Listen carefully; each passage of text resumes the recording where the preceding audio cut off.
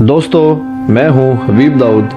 Evolution of education کی اس video series کی دوسری ویڈیو میں ہم آپ سب کو خوش آمدید کہتے ہیں۔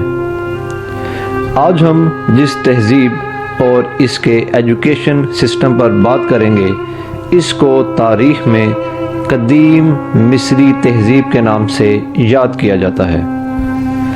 قدیم مصری تہذیب دنیا کی تاریخ کی ایک عظیم الشان اور طاقتور ترین تہذیب تھی۔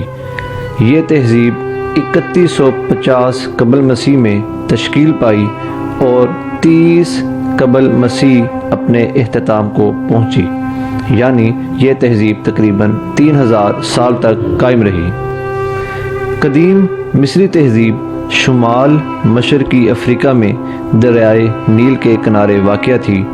اس دریائے نیل نے مصریوں کے لیے کھانا، پانی اور آمد و رفت مہیا کی۔ قدیم مصر کے تعلیمی نظام کو سمجھنے سے پہلے قدیم مصر کے تاریخی پس منظر کا جائزہ لیتے ہیں۔ مصر کی تاریخ کو 3 ادوار میں تقسیم کیا گیا۔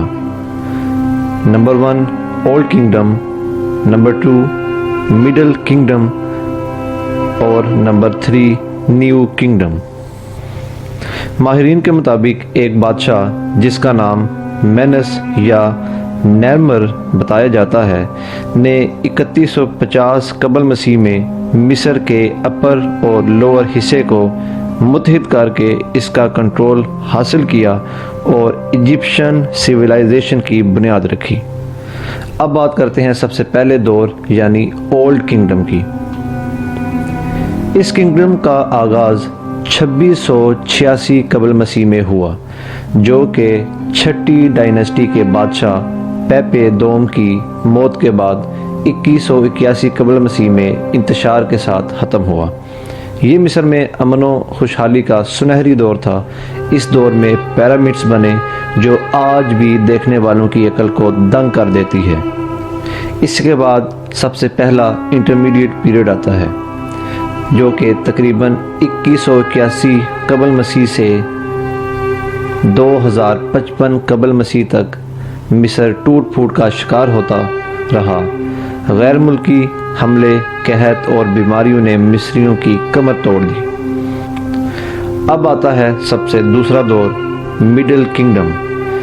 مصر کی اس کنگڈم کا آغاز 2055 قبل مسیح میں ہوا، جب 11ویں ڈائناسٹی کے آخری حکمران منٹو ختھپ چہارم کے قتل کے بعد تخت اس کے وزیر اعلیٰ کے پاس چلا گیا، جو کہ کنگ امون ہوتب اول بن گیا۔ مصر ایک بار پھر سے امن اور ترقی کی منازل کی طرف گامزن ہوا، جیسا کہ اولڈ کنگڈم میں تھا۔ مڈل کنگڈم کا زوال ملکہ سوبیک نیفرو کے دور 1786 قبل مسیح میں ہوا۔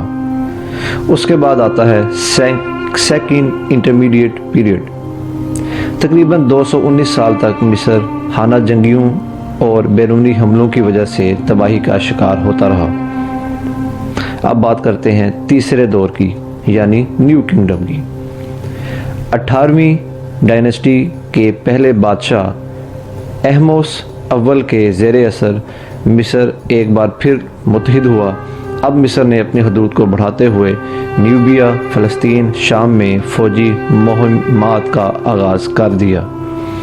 اس طرح ان علاقوں پر کنٹرول حاصل کر کے مصر نے دنیا کی تاریخ کی پہلی عظیم الشان سلطنت قائم کی، جو نیوبیا سے لے کر ایشیا میں دریائے فرات تک پھیلی ہوئی تھی۔ اپنے بے پناہ عروج کے تقریباً 5 صدیوں بعد یعنی 1085 قبل مسیح میں نیو کنگڈم بھی زوال کا شکار ہو گئی۔ اس کے بعد آتا ہے تھرڈ انٹرمیڈیٹ پیریڈ۔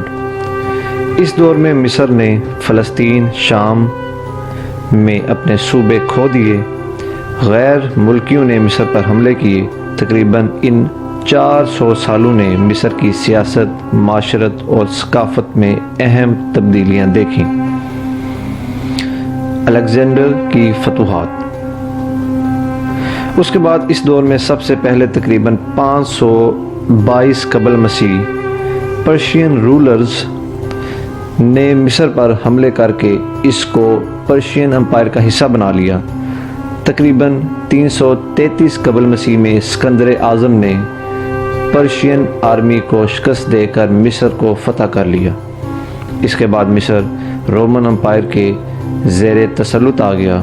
رومیوں کی حکمرانی کے 6 صدیوں کے بعد، جبکہ اس وقت عیسائیت مصر کا سرکاری مذہب بن چکی تھی، 7ویں صدی عیسوی میں عربوں کے ذریعے مصر فتح ہوا اور اس ملک کو ایک دفعہ پھر سے امن اور خوشحالی کی طرف راغب کیا گیا۔ یہ تھا قدیم مصر کا تاریخی پس منظر۔ نیکسٹ ایپیسوڈ میں ہم دیکھیں گے ایجپٹ کا یعنی مصر کا ایجوکیشن سسٹم کیا تھا۔